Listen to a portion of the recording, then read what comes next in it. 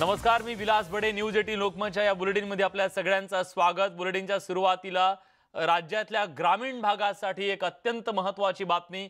ग्रामपंचायत निवडणूक कार्यक्रम राज्य निवडणूक आयोगानं जाहीर केलेला आहे.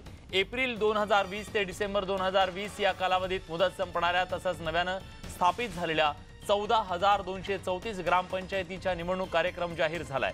15 डिसेंबर तहसीलदार यांनी निवडणुकीची नोटीस प्रसिद्ध करतील आणि 23 डिसेंबर ते 30 डिसेंबर या कालावधीत नामनिर्देशन पत्र सादर करण्याचा कालावधी असणार आहे. त्यामुळे राज्यामध्ये 15 जानेवारीला यासाठी मतदान होणार आहे. सागर कुलकर्णी आपले प्रतिनिधी आपल्या सोबत आहेत. सागर, याचा अर्थ आजपासून ग्रामपंचायतीच्या निवडणुकीचा धुरळा उडणार हे निश्चित.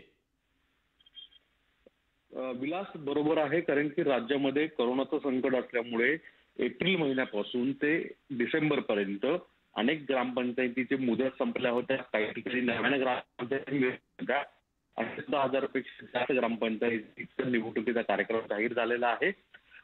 यासाठी 15 डिसेंबरला तहसीलदार ऑफिशियल नोटीस काढले जातील आणि सगळ्यात महत्वाची गोष्ट म्हणजे 15 जानेवारीला मतदान होईल आणि 18 जानेवारीला याचे निवडणुकीचे निकाल होतील. ग्रामीण भागामध्ये आता आपणास माहित आहे की ग्रामपंचायती या अतिशय महत्वाच्या मानल्या जातात निवडणुका. तिथे राजकीय तट गटच्या पलीकडे जाऊन निवडणुका होतात. यामुळे कोरोनाचं संकट राज्यात थोडंसं कुठेतरी कमी होत असतानाच राज्यातल्या निवडणुकीचा धुरळा आता पुढच्या काळामध्ये दिसून येणार आहे. आचारसंहिता कधीपासून लागू होणार आहे? 15 डिसेंबरला आचारसंहिता ग्रामीण भागात ग्रामपंचायतीच्या सुरू होती.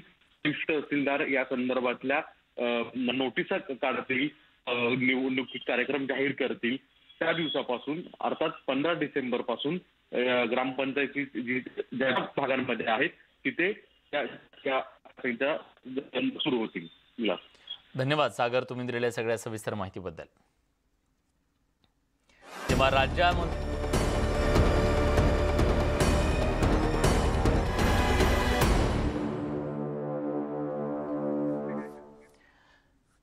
तुमचं या विशेष कार्यक्रमात स्वागत.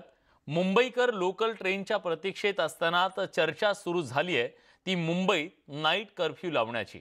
मुंबई महानगरपालिकेचे आयुक्त इक्बाल सिंग चहल यांनी नाईट कर्फ्यू लागू करू असा इशारा दिलाय. अनलॉकच्या टप्प्यात तरुणाई नियम धाब्यावर बसून नाईट क्लबमध्ये धिंगाणा घालत होती. क्लबमधलं हे धक्कादायक चित्र समोर आल्यानंतर मुंबईत नाईट कर्फ्यू लागू करावा अशी शिफारस पालिका आयुक्त इक्बाल सिंग चहल यांनी राज्य सरकारकडे केली आहे.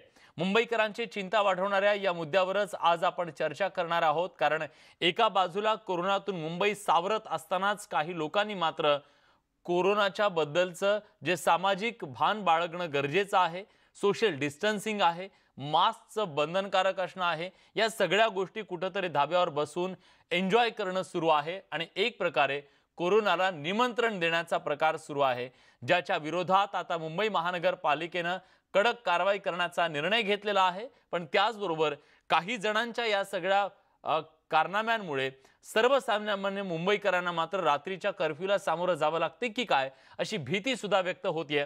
त्यामुळेच मुंबईकर सध्या चिंतेत आहेत. या सगळ्या चर्चेला सुरुवात करण्यापूर्वी आपण तुम्हाला मुंबईतल्या त्या नाईट क्लब मधली दृश्य दाखवतोय, ज्यामुळे इक्बाल सिंग चहल यांनी नाईट कर्फ्यूची शिफारस केली आहे. मुंबईतल्या लोअर परेल परिसरातला हा क्लब आहे. हजारो तरुण या क्लबमध्ये उपस्थित होते. या तरुणांच्या चेहऱ्यावर मास्क नाही, इतकंच नाही, सोशल डिस्टन्सिंगचं कुठलंही पालन या तरुणांकडून केलं जात नाही.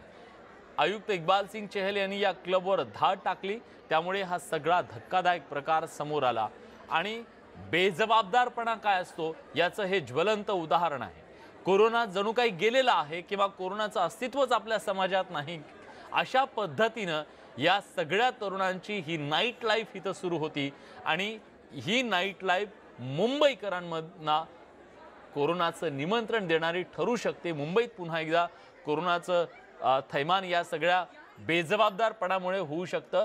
त्यामुळेच आता या सगळ्याबद्दल कठोर कारवाई करण्याची गरज आहे. बघा, हजारो लोक इथं आहेत, शेकडो लोक आहेत आणि केवळ कॅमेरा दिसल्यानंतर कोणीतरी चेहऱ्यावरती मास्क ओढण्याचा प्रयत्न करत आहे, पण बाकी जे बसलेले आहेत त्यांना तर कुठलंही सोयरसूतक नाहीये. अगदी बिनदिक्कतपणे सोशल डिस्टन्सिंगचा तर पूर्ण फज्जा, कुणाच्या चेहऱ्यावर मास्क नाही आणि अशा प्रकारची ही नाईट लाईफ मुंबईच्यासाठी अत्यंत धोकादायक ठरू शकते. मुंबईकरांची चिंता वाढवणारी बातमी आहे. इक्बाल सिंग चहल मुंबई महानगरपालिकेचे आयुक्त यांनी स्वतः धाड टाकून हे वास्तव समोर आणलेलं आहे. मुंबईकरांना इशारा दिलेला आहे. काय म्हणालेत इक्बाल सिंग चहल आपण ऐकूया. कुछ नाइट क्लब्स पब्स में हज़ारों के लोगों में संख्या रात को लोग इकट्ठे होते हैं. उदाहरणार्थ एक एपिटोम नाम का नाइट क्लब है टोडी मिल कंपाउंड में परेल में, जहाँ पे 1000 से ऊपर लोग हमने खुद पकड़े जो बिना मास्क के रात को 1 बजे के आसपास वहाँ पे सेलिब्रेट कर रहे थे. और हमें कंप्लेंट मिला था कि सुबह 4 बजे तक ये खुला रहता है और वहाँ 2-2 हज़ार लोग रहते हैं. ऐसा ही एक उदाहरण बांद्रा में मिला हमें, ऐसा ही उदाहरण एक सेंटा क्रूज में मिला हमें. तो अभी हमने एक उदाहरण निर्माण करने के लिए जो एपिटोम पर हमने एफआईआर दर्ज किया है और हमने लोगों को ये रिक्वेस्ट किया है, स्पेशली रेस्टोरेंट्स, पब्स और नाइट क्लब्स, कि आपको जो भी हमें एसओपी के हिसाब से हमने आपको 11-11:30 बजे का टाइम दिया रात को, उसका अर्थ ये नहीं कि आप सुबह 4 बजे तक आप धंधा चलाएं और हज़ारों लोगों को इकट्ठा करें, क्योंकि ये सुपर स्प्रेडर्स हैं. अगर इनको हमने कंट्रोल नहीं किया तो फिर हालत बिगड़ सकती है. तो उसके मद्देनज़र हमने गवर्नमेंट को रिक्वेस्ट किया है कि हम ये अगर ये हालत नहीं सुधरेगी और लोग ऐसे ही बिहेव करते रहेंगे, जो आगे क्रिसमस भी आ रहा है, न्यू ईयर भी आ रहा है, अगर लोग ऐसे ही बिहेव करेंगे और मुंबई की हालत ख़राब होने की जो एक पॉसिबिलिटी हम नकार नहीं सकते, तो निश्चित तौर से नाइट कर्फ्यू का विचार करना पड़ेगा. या सगळ्या संदर्भात अधिक बोलण्यासाठी आता आपल्या सोबत किशोरीताई पेडणेकर आहेत, ज्या मुंबई महानगरपालिकेच्या महापौर आहेत. किशोरीताई, स्वागत आहे तुमचं न्यूज 18 लोकमतमध्ये. बड्या बापांच्या बेट्यांचं हे नाईट लाईफ सध्या मुंबईकरांसाठी धोकादायक ठरू शकतं. कुठल्याही प्रकारे नियमांचं कुठलंही भान या सगळ्यांना दिसत नाहीये आणि आता ही कारवाई केल्याच्या नंतर अशा प्रकारच्या मुंबईमधल्या जी नाईट लाईफ बिनदिक्कतपणे सुरू आहे त्याच्यावर काही कारवाई करण्याचा तुमचा विचार सुरू आहे का? आता इक्बाल चहल यांनी जे सांगितलं ते अगदी सत्य आहे. फक्त मी महिला असल्यामुळे आतमध्ये जाऊ नाही शकले, परंतु हे खरं आहे की वाटेल तसं स्वैर जे मोठी पैसेवाल्यांची मुलं म्हणा किंवा हाय प्रोफाईल ही लोक अशा पद्धतीने वागतायत की जसं काय कोरोनाचं संकट संपलंय. मुळामध्ये आत्ताच्या घडीला स्लम मध्ये असलेल्या लोकांनी स्वतःला कंट्रोल केलंय. आमच्या सॉल सिस्टम असलेल्या लोकांनी स्वतःला कंट्रोल केलंय. सगळे एसओपी पाळतायत आणि हे लोक जर असं करत असतील, म्हणजे मी वारंवार जे म्हणते 2%, 5% जी लोक असतात की जे ऐकतच नाहीत आणि सगळ्या समाजाला प्रॉब्लेम करतात.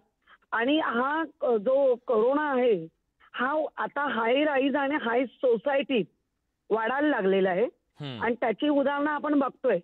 सेकंड लाट जी आपण म्हणतोय ती सगळीकडे आलेली दिसते. मग दिल्ली असेल, बाकीची सगळी मोठी मोठी शहरं, आजही आपलं महाराष्ट्र किंवा मुंबई इथे सेकंड लाट आलेली नाही. आपण त्याला पूर्ण कंट्रोल करतो आणि कंट्रोलमध्ये ठेवण्यासाठी जी काय आम्ही एसओपी बनवली आहे, जे काही नियम बनवले आहेत, ते लोक असे धाब्यावर बसवत आहेत. मग अशा वेळेला मात्र कठोर निर्णय घ्यावेच लागतील.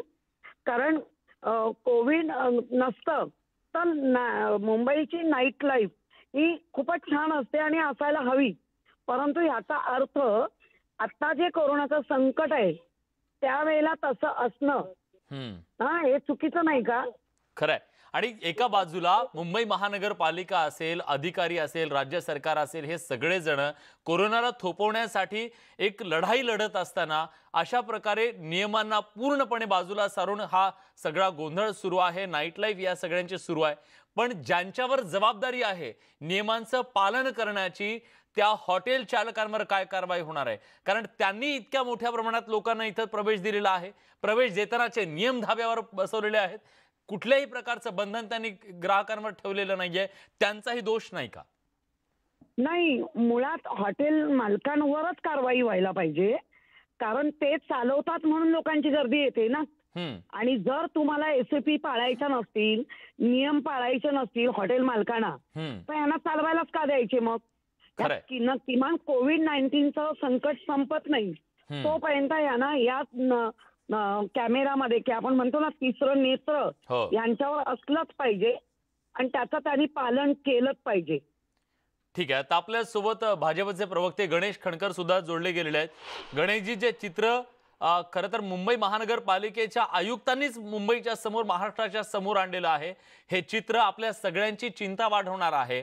आणि जी SOP घालून दिलेली आहे त्याचे कसं 12 वाजवले जात आहेत या बड्या बापाच्या पोरांकडून, हे सुद्धा समोर येत आहे. तुमची काय मागणी आहे नेमकी? नाही, मुळात असं आहे की मुंबईच्या सुरक्षेसाठी जो काही निर्णय घेतला जाणार असेल त्या निर्णयाचं आम्ही पूर्ण समर्थन करू.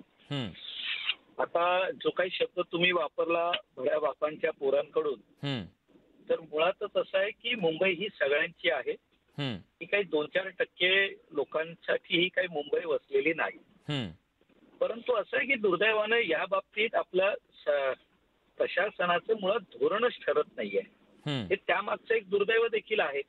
कधी आपण म्हणतो की आता कोरोना आता कमी होत चाललाय, मुंबई आपण सगळ्यांसाठी मोकळी करतोय, आपण आता सर्वसामान्यांनी हळूहळू आपण पूर्वपदावरती आलो पाहिजे. मी आता प्रतिक्रिया ऐकत असताना हे ऐकत होतो, मुळात ज्या वेळेला ही सुरुवातीची स्टेज असताना मास्क वापरला पाहिजे किंवा त्यावेळेला गर्दीवरती नियंत्रण आणण्यासाठीच्या कठोर उपाययोजना त्यावेळी करण्याची जी आवश्यकता होती त्यावेळेला खरंच आपण ती केली नाही. मी बोरिवलीला राहतो. मी मालाडला मधल्या काळामध्ये ज्या ठिकाणी सेवा कार्य सुरू होती, अन्न वाटपाची किंवा धान्य वाटपाची, मी कार्यक्रमांना जायचो. तुम्ही आमच्या परिसरात मी लोकांना हात जोडून सांगत होतो, लोक ऐकत होती. परंतु काही ठिकाणी रस्त्यांवरती, झोपडपट्ट्यांमध्ये वगैरे जे चित्र आम्ही पाहायचो, आम्हाला आश्चर्य वाटायचं की कोरोना काय फक्त आमच्यासाठीच आहे का, यांच्यासाठी नाहीये की काय. पण त्याकडे त्यावेळेला ज्या गांभीर्याने आपण पाहिलं नाही ती आता लोक काही सोकावलेली आहेत. आणि त्याचंच एक प्रतिबिंब, जी माणसं या मधल्या काळात खाली उतरलीच नाहीत इमारतीकडून, त्यांनी काही जणांनी गांभीर्याने घेतलं. आणि आता जे तुम्ही म्हणताय नाईट लाईफ हा प्रकार आहे, त्यांना असं वाटतंय की आता वॅक्सिन येणार आहे, प्रशासन काही तेवढं गंभीर दिसत नाही. त्यांची जर का ती मानसिकता होत असेल तर हे दुर्दैव आहे. मुळात कसं आहे की प्रशासन म्हणून आपलं धोरण काय एकदा नक्की करावं आपण. किंवा आता कोरोना पूर्ण आटोक्यात आलेला आहे, मुंबई सुरक्षित झालेली आहे, आपण पूर्ण विजय मिळवलाय की आता आपण या स्थितीमध्ये आहोत. कधीतरी मुंबईकरांना कुणी सांगण्याची गरज आहे की नाही? कुणीतरी तर आम्हाला सांगावं की आपण आता नेमक्या कुठल्या स्थितीमध्ये आहोत. नक्की. किशोरीताई आता आपल्या सोबत आहेत. मी किशोरीताईंनाच विचारतो. किशोरीताई, केवळ आपल्याला महसूल मिळतोय म्हणून या सगळ्यांना खुली सूट देणं हे कितपत योग्य आहे? नाही, मला ह्यांना तेच सांगायचं आहे. एकदा गळे काढता सगळं उघडा. गळे काढून SOP दिली, नियम दिले आणि नियम पाळत नाही म्हणून काय करायला गेला, तर हे चुकीचं बोलणं होतं त्यांचं. नीट सांगा म्हणजे काय, तुमच्यासारख्या मीडियाच्या माध्यमातून सांगितलं जातं, महानगरपालिकेच्या वर कारवाया करून सांगितलं जातं, आणि तरी असं घडतंय. तर मग जे घडतंय त्याला थांबवणं गरजेचं आहे. आपण आज हे उघडलं ते उघडलं तर उघडायचंच आहे. कुठलीच मुंबई काय जग थांबवायचं नाहीये. पण जग कोणी थांबवलं तर कोरोनाने थांबवलं. आणि जर कोरोनाने थांबवलंय तर मृत्यू आपल्याला अपेक्षित आहे का लोकांचे? तरी होत आहेत. आणि मग असे जे 2-5% जे आता गणेश म्हणाले, आणि मी नेहमीच म्हणते हे 5-2%च लोक बिघडवत आहेत. आणि त्याला मग अशा वेगवेगळ्या पद्धतीने राजकीय रंग येतो. याच्यामध्ये कुठलाही राजकीय रंग देऊ नका. मला असं म्हणायचंय, जे लोक चुकीचं करतात ते त्वरित थांबलंच पाहिजे. उलट स्लम मधले लोक ऐकायला लागलेत म्हणून तर आपली धारावी कंट्रोलमध्ये आली, म्हणून तर वरळी कंट्रोलमध्ये आलं. पण हे हाय राईज आणि हाय सोसायटी यांच्या लोकांच्या मुलांना किंवा त्यांनाही जर हा गांभीर्य कळत नसेल, उलट ती लोक जास्त सुशिक्षित आहेत. पण इथे सुशिक्षित की अशिक्षित नसून सामाजिक भान काय याचं महत्व आहे. तेच सामाजिक भान विसरलेलं दिसतंय.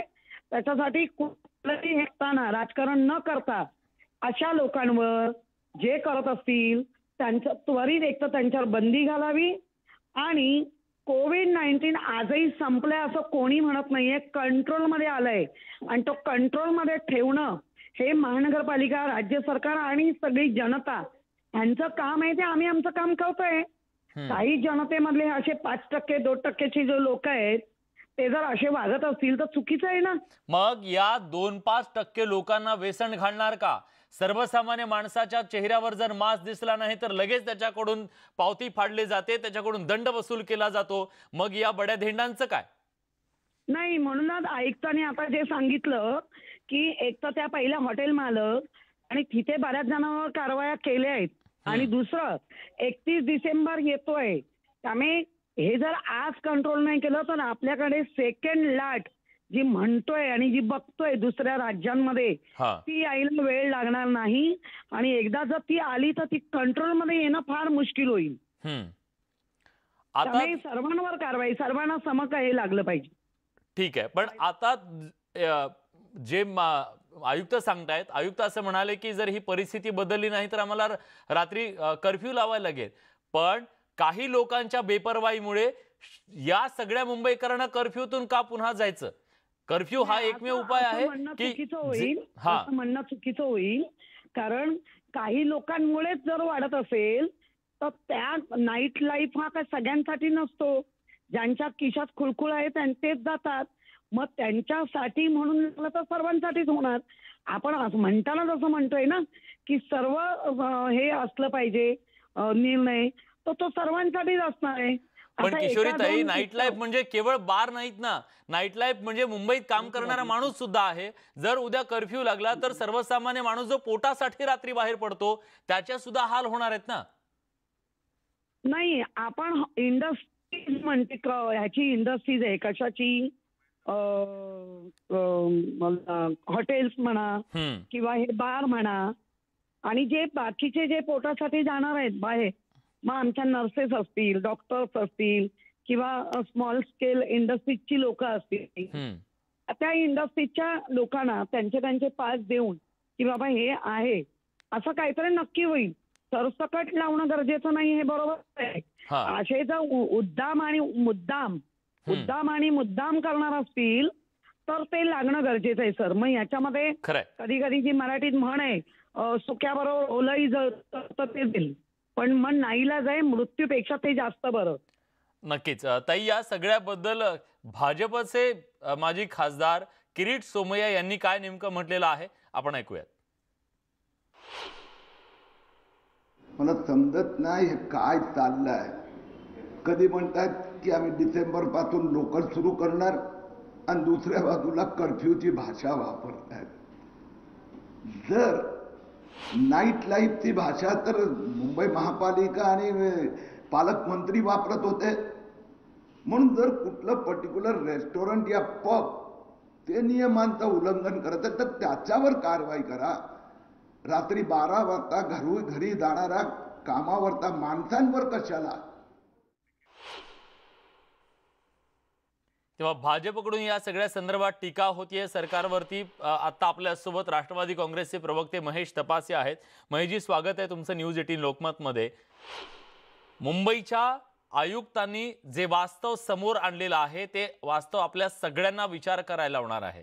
अशा सगळ्या परिस्थितीमध्ये पुन्हा मुंबईत कर्फ्यू लागला जाऊ शकतो असा इशारा सुद्धा ते देत आहेत. आणि दुसऱ्या बाजूला याच मुंबईतले काही लोक, मुठभर लोक आज पूर्णपणे कायदे पायदळीत उडवत आहेत. तुमचं या सगळ्याबद्दलचं नेमकं काय म्हणणं आहे?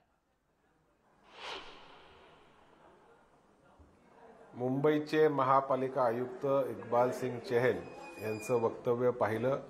मुंबईच्या काही पब्समध्ये आवश्यकतेपेक्षा जास्त गर्दी त्या ठिकाणी झाली होती. सबंध चित्रीकरण आम्ही पाहिलं. अनेक मुलं त्या ठिकाणी नाचत असताना मास्कचा वापर करत नव्हती आणि क्षमतेपेक्षा जास्ती लोक, म्हणजे SOPचा अजिबात त्यांनी पालन न करता क्षमतेपेक्षा जास्त लोक त्या पबमध्ये त्याचा आनंद घेत होती. वास्तविक ज्या महापालिकेने गाईडलाईन्स दिल्या आहेत त्याच्यामध्ये हे कुठे बसत नाही आणि म्हणूनच त्या एपिटोम नावाच्या नाईट क्लबवर कारवाई ही महापालिकेने केलेली आहे. त्याच्या संदर्भामध्ये गुन्हा देखील त्या ठिकाणी दाखल झालेला आहे. एक सूचक इशारा महापालिकेच्या आयुक्तांनी दिला की एकीकडे राज्याचं आरोग्य विभाग असेल, दुसरीकडे महापालिकेचा आरोग्य विभाग असेल आणि गेल्या 4-6 महिन्यात जेवढी मेहनत घेऊन मुंबईतनं करोना दूर करण्यासाठी महापौर आणि त्यांच्या आरोग्य विभागाने घेतली, वास्तविक आज करोना मोठ्या प्रमाणात आपल्या मुंबई शहरात आणि राज्यात आटोक्यात आलेला आहे. आणि अशा पद्धतीने बेजबाबदार पद्धतीने जर काही तरुण वागत असतील तर त्यांना समज देण्याची आवश्यकता आहे. एकीकडे मागच्या काळात सण झाले, दिवाळी झाली, गणपती झाली, नवरात्र झालं, त्यावेळेला बाजारपेठांची गर्दी वाहिन्यांनी दाखवली. त्याच्यावरही लोकांना आम्ही नम्रतेने अपील केला की बाजारपेठेत जात असताना, सण साजरा करत असताना मुख्यमंत्र्यांनी देखील आवाहन लोकांना केलं, सण साजरा करत असताना किंवा धार्मिक कार्यक्रम करत असताना सोशल डिस्टन्सिंगचा वापर करा, आपल्यामुळे आजार पसरणार नाही याची काळजी घ्या. तोच आव्हान ह्या मुंबईच्या नाईट क्लबच्या लोकांना देखील राज्याच्या मुख्यमंत्र्यांनी आणि सर्वच मान्यवरांनी केलेल्या, विरोधी पक्षाच्या नेत्यांनी देखील केल्या. परंतु जर ते समजत नसतील तर त्यांना कठोर निर्बंध आणण्याची आवश्यकता आहे. त्याच्यामध्ये नाईट कर्फ्यू हा 100% लावला पाहिजे की नाही ह्याच्यामध्ये राज्य शासनाच्या पातळीवर अजून चर्चा होणं किंवा त्याच्यावर निर्णय येणं बाकी आहे. परंतु इक्बाल सिंग चहल जे आयुक्त आहेत त्यांनी त्यांची भूमिका एक सूचक इशारा दिलेला आहे. तो इशारा अंमलात आणायचा की नाही आणायचा हा पूर्णपणे निर्णय हा राज्य शासनाचा आहे. परंतु माझी नम्रतेची विनंती आहे मुंबईच्या उच्चभ्रू वस्तीमध्ये राहणाऱ्या सुशिक्षित मुलामुलींना की आपण जर अशा पद्धतीने बेजबाबदारपणे वागत राहिलात तर आमच्यासारख्या नागरिकांची मान शर्मेने खाली जाईल. जी मेहनत महापौर आणि त्यांच्या विभागांनी संबंध मुंबईतनं करोनामुक्त करण्यासाठी किंवा करोनाला आटोक्यात आणण्यासाठी घेतलेली आहे ती सर्व पूर्णपणे पाण्यात मिळून जाईल. त्याच्यामुळे लोकांनी जबाबदारीने वागण्याची आवश्यकता आहे. आणि मला वाटतं प्रशासक म्हणून, राजकीय कार्यकर्ते म्हणून, सर्वच राजकीय पक्षाचे म्हणून आमचा तो अधिकार आहे की आमच्या शहरातल्या तरुण वर्गातल्या लोकांना अशा पद्धतीने त्यांना चेतावणी देणे हा स्वाभाविकच मला वाटतं प्रशासकीय अधिकार सर्वांचा आहे. नक्कीच या सगळ्याबद्दल सामाजिक भान जे आहे ते बाळगणं खूप गरजेचं आहे आणि ते बाळगलं गेलं नाही तर मग त्यांच्यावर कारवाई करण्याशिवाय पर्याय उरत नाही. आणि म्हणूनच आता एक इशारा सुद्धा दिलेला आहे मुंबई महानगरपालिकेच्या आयुक्तांनी. या इशाऱ्यानंतर तरी हे मुंबईकर जे कायद्यापेक्षा स्वतःला मोठं समजतात त्यांना धडा मिळतो का हे पाहणं महत्त्वाचं आहे. ते भानावर येतात का हे पाहणं महत्त्वाचं आहे. एक छोटासा ब्रेक घेतोय, कुठे जाऊ नका, पहा फक्त न्यूज 18 लोकमत.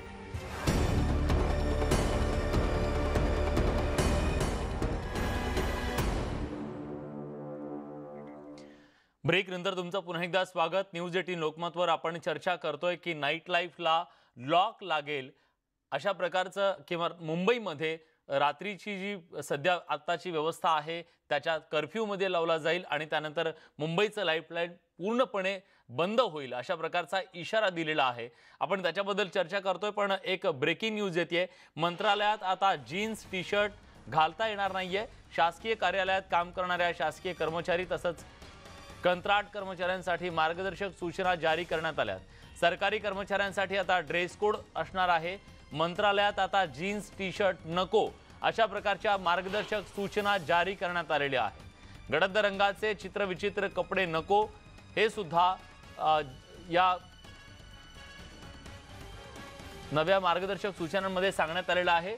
दर शुक्रवारी एक वेगळ्या प्रकारचा ड्रेस कोड असेल. मंत्रालयात आता स्लीपर सुद्धा नको अशा प्रकारचा एक आदेश काढण्यात आलेला आहे. जीन्स टी शर्टला मंत्रालयात आता बंदी असणार आहे. कर्मचाऱ्यांसाठी एक ड्रेस कोड राज्य सरकारने दिलेला आहे. सागर कुलकर्णी आपले प्रतिनिधी आपल्या सोबत आहेत. सागर, हा ड्रेस कोड देण्यामागचं नेमकं कारण काय आहे?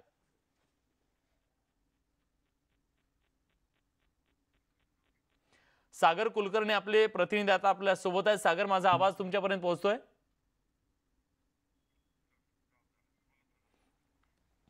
आपल्याला कल्पना आहे की काही दिवसांपूर्वी साई मंदिरामध्ये एक ड्रेस कोड लागू करण्यात आलेला होता. त्याच्यावरून प्रचंड मोठा वादंग राज्यभर पसरला होता. त्यानंतर आता मंत्रालयामध्ये सरकारनं ड्रेस कोड जारी केलेला आहे. सागर कुलकर्णी आपले प्रतिनिधी आता आपल्या सोबत आहेत. सागर, माझा आवाज येतोय?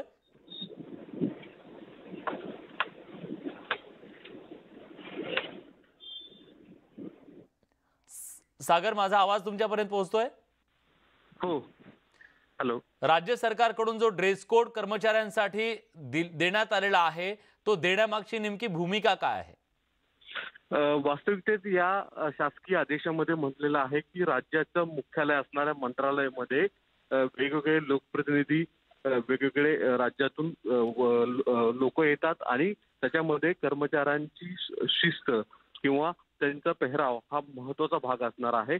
यामुळे कोणतेही इतर कपडे जे एक प्रोटोकॉल सोडून असतात ते नसावेत यासाठी हा GR काढण्यात आल्याचं सांगण्यात आलेलं आहे.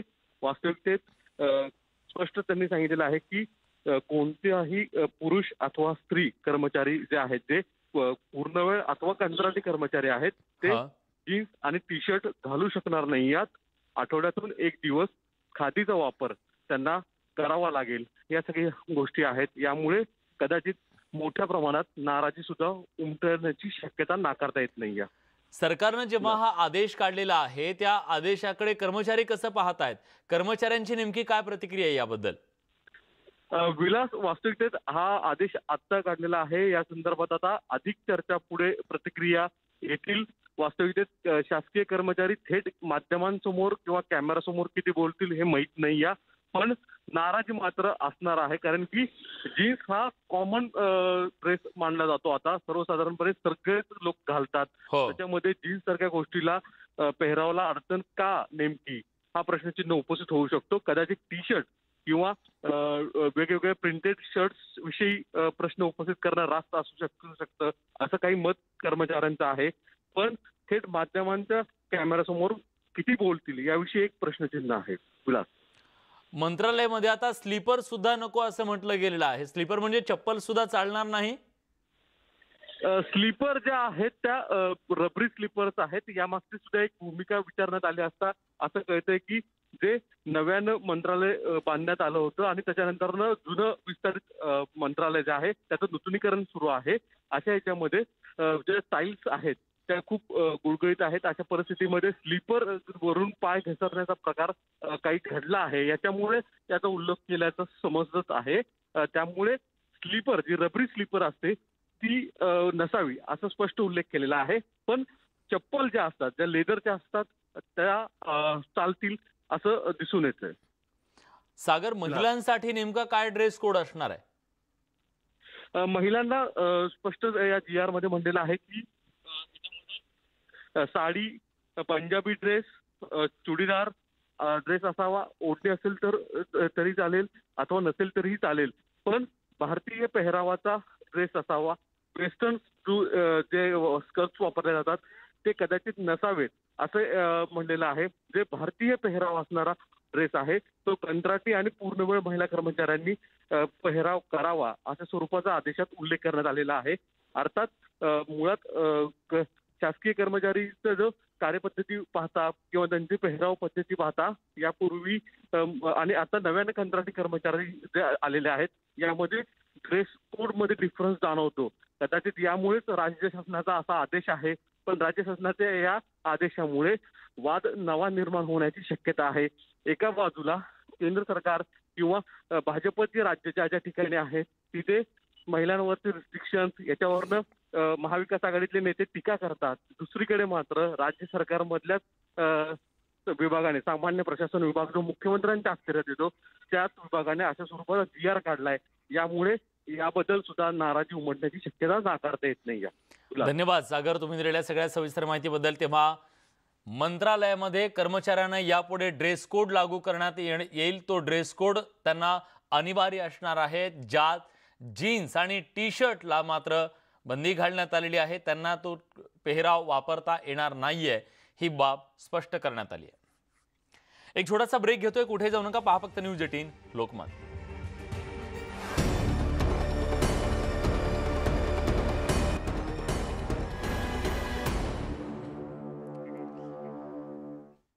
ब्रेक नंतर तुमचं पुन्हा एकदा स्वागत. न्यूज 18 लोकमतवर आपण पाहताय विशेष कार्यक्रम. नाईट लाईफला लॉक लागणार का? कारण मुंबईमधला एक धक्कादायक प्रकार समोर आला. मुंबई महानगरपालिकेचे आयुक्तांनीच मुंबईमधल्या एका नाईट क्लब मधलं एक विदारक वास्तव समोर आणलं, जिथं शेकडो लोक होते ज्यांनी पूर्णपणे कोविडच्या नियमांचं उल्लंघन केलं. ते सगळे नियम पायदळीत उडवले आणि त्याच्यानंतर आता मुंबईमध्ये कोरोनाचं संकट वाढणार तर नाही ना असा प्रश्न निर्माण झालेला आहे आणि अशा लोकांना रोखणं ही सुद्धा आपल्या सगळ्यांच्या समोरची, प्रशासनाच्या समोरची एक मोठी जबाबदारी आणि एक आव्हान सुद्धा असणार आहे. महेश तपासे आपले प्रतिनिधी आता महेश तपासे राष्ट्रवादी काँग्रेसचे प्रवक्ते आपल्या सोबत आहेत. महेशजी, आता या लोकांवर कारवाई करणार, ज्या हॉटेल व्यावसायिकांनी तुमच्याकडून सरकारकडून म्हणजे परवानगी घेतलेली होती, एक SOP मान्य केलेली होती, त्या SOPला पूर्णपणे पायदळी उडवलं गेलेलं आहे, अशा लोकांवर सुद्धा आता कारवाई होणार आहे का? केवळ या ठिकाणी धाड टाकली म्हणून हे दिसलं, पण इतर ठिकाणी सुद्धा हे राजरोसपणे सुरू असेल, त्यांच्यावर काय कारवाई होणार आहे? वास्तविक मुंबई हॉटेल असोसिएशनच्या सर्व पदाधिकाऱ्यांनी मुंबई महापालिका आणि राज्य शासनाच्या नेत्यांसोबत जेव्हा बैठक घेतली तेव्हा त्यांनी कोविड-19च्या संदर्भात आदर्श SOP जी लागू केली ती मान्य केली. आता त्या हॉटेल व्यावसायिकांनी देखील कुठेतरी एक कोड ऑफ कंडक्ट जारी केला पाहिजे, जेणेकरून जे SOPला पायदळी उडवणारे ह्या एपिटोम सारखे नाईट क्लब आहेत ह्यांच्यावर अंतर्गत पण कारवाई म्हणजे सभासदत्व त्यांचं रद्द करून टाकले पाहिजे हॉटेल असोसिएशनच्या माध्यमातून. अशी भूमिका त्या संघटनेने पण घेण्याची आवश्यकता आहे. सर्वच गोष्टी शासन करतील, हा शासनचा भाग करेल. म्हणजे माझी राष्ट्रवादी काँग्रेस पक्षाच्या वतीने तर अशी ठोस मागणी आहे की ज्या क्लबमध्ये अशा पद्धतीने SOPचं उल्लंघन झालं, SOPची मर्यादा पाळली गेली नाही, लोकांच्या जीवाला धोका निर्माण करण्याच्या संदर्भात झाला, त्याचा परवाना कायमचा मुंबई महापालिकेने रद्द केला पाहिजे, ही माझी मागणी आहे. त्या ठिकाणी तुम्हाला अजिबात कुणाला अधिकार नाही की सामान्य जनतेचा जीव धोक्यामध्ये घालून हा जो कोरोनाची महामारी फार मुश्किलीने जी आपण आटोक्यात आणली आहे ती परत वाढण्याच्या दृष्टिकोनातून ह्या सगळ्या गोष्टी ज्या झाल्या, हा कोणाचा अधिकार नाही. महापालिकेला, राज्य शासनाला सहकार्याची भूमिका सर्व नागरिकांनी घेतलेली असताना अशा पद्धतीने नाईट क्लबचे मालक जर बेजबाबदारपणे वागत असतील तर त्यांच्यावर कारवाई झालीच पाहिजे. ठीक आहे, कारवाई झाली पाहिजे असं तुमचं म्हणणं आहे. आपण बघूया की याच्या संदर्भात नेमकी काय कारवाई होते ते, कारण जे समोर आलेलं आहे ते आपल्या सगळ्यांची चिंता वाढवणारं नक्कीच आहे. भाजपचे प्रवक्ते गणेश खणकर आता आपल्या सोबत आहेत. सरकारकडून जे सांगितलं जात आहे त्यांचं असं म्हणणं आहे की तुम्ही एका बाजूला म्हणताय हे उघडा, ते उघडा, ते उघडा, आणि मग त्याच्यानंतरचे हे सगळे प्रश्न निर्माण होत आहेत. याचा अर्थ कुठेतरी त्यांचं बोट तुमच्याकडे सुद्धा आहे.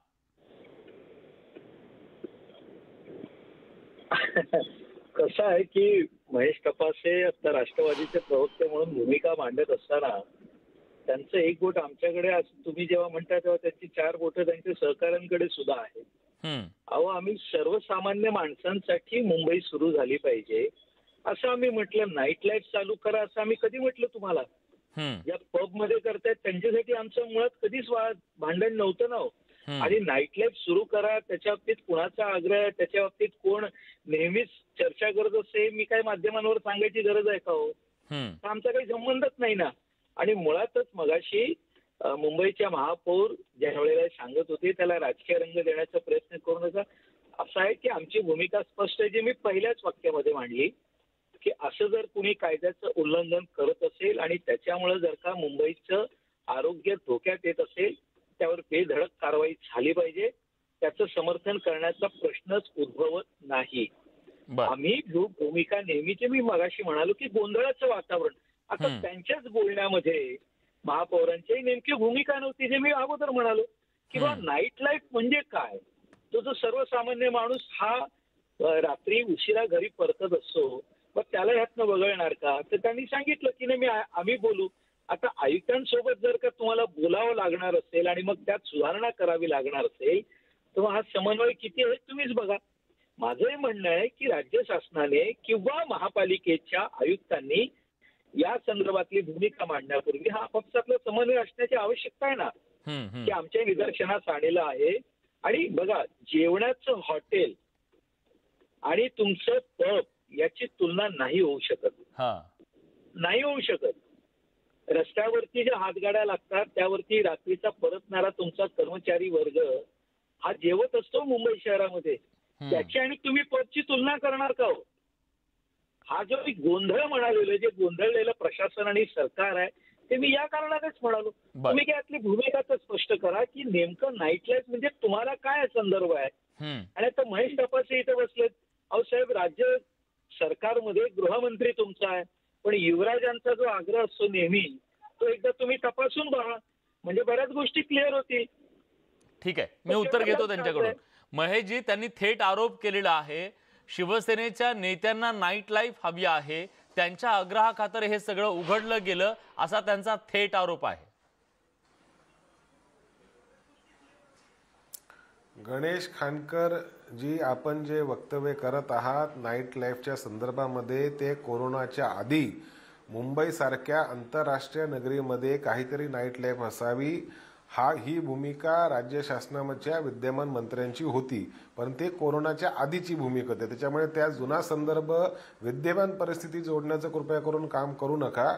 आजच्या परिस्थितीमध्ये अशा पद्धतीचं SOPचं उल्लंघन जर कोण करत असेल, त्याला अजिबात त्याला ठिकाणी पाठीशी घालण्याचं काम कुठलाच पक्ष करणार नाही, कुठलीच सरकार करणार नाही. किंबहुना त्या एपिटोम नावाच्या नाईट क्लबवर कारवाई देखील झाली, त्याच्यावर गुन्हा देखील नोंद झालेला आहे. आणि मी मगाशी म्हटलं त्या पद्धतीने हॉटेल व्यावसायिक संघटनेने देखील ह्याची गंभीर नोंद घेतली पाहिजे. त्यांनी स्वयं कुठेतरी आचारसंहिता ही लावली पाहिजे की आपल्या सभासदापैकी असं कोण करणार नाही, जेणेकरून एकंदरीतच नाईट क्लब व्यवसाय हा पूर्णपणे बदनाम होईल. ठीक आहे गणेशजी, तुम्हाला पटतंय हे? बघा, असं आहे की जर का महेश तपासे, तुम्ही राष्ट्रवादीकडनं ही भूमिका जर मांडत असाल, तर विरोधी पक्षात जरी असलो तरी अशा भूमिकेला आम्ही तुम्हाला पूर्ण समर्थन करू. मी तुम्हाला परत एकदा सांगतो, नाईट लाईफच्या संदर्भामध्ये आमचं धोरण त्याही वेळेला आम्ही स्पष्ट केलेलं होतं, आज सुद्धा आम्ही स्पष्ट करतो की मुंबई ही आंतरराष्ट्रीय शहर आहे, मुंबई हे पर्यटनाचं केंद्र झालं पाहिजे. नाईट लाईफच्या सभामध्ये आम्ही सरसकट काही वेळेला विरोध केला नव्हता, आजही विरोध करणार नाही, पण काही गोष्टी या पाळल्या पाहिजेत, त्याची स्पष्टता झाली पाहिजे. परंतु नाईट लाईफ म्हणजे या मुंबई शहरात राहणाऱ्या नागरिकांना असुरक्षित वाटेल असं नाईट लाईफ नाही, ही आमची भूमिका तेव्हाही होती आणि सुद्धा आहे. त्यामुळे तुम्ही नाईट लाईफच्या संदर्भामध्ये भूमिका ही आमची स्पष्टपणे समजून घ्या. आणि मी परत एकदा सांगतो, जर का राज्य शासनाच्या वतीनं याबाबतली दंडात्मक कारवाई होणार असेल आणि जर का याला चाप असण्यासाठी राज्य सरकार निदान आता तरी खंबीरपणे उभं राहणार असेल, तर आम्ही तुमच्या पाठीशी उभे राहू. विरोधक म्हणून केवळ टीका करणार नाही, परंतु कोरोनासारख्या महामारीमध्ये जबाबदार विरोधी पक्ष म्हणून आम्ही आजपर्यंत वागत आलेलो आहोत, ते याही पुढे आम्ही वागू. ठीक आहे, या सगळ्यावर नेमका तोडगा काय आहे? नाईट लाईफ जर आपल्या सगळ्या मुंबईकरांसाठी धोकादायक ठरत असेल तर केवळ अशा प्रकारचे पब आणि बार बंद करणार की संपूर्ण मुंबईचं रात्रीचं जनजीवन ठप्प करणार, याच्याबद्दल सरकारची भूमिका काय आहे यावर चर्चा करूया एका छोट्याशा ब्रेक नंतर. कुठे जाऊ नका, पहा फक्त न्यूज 18 लोक.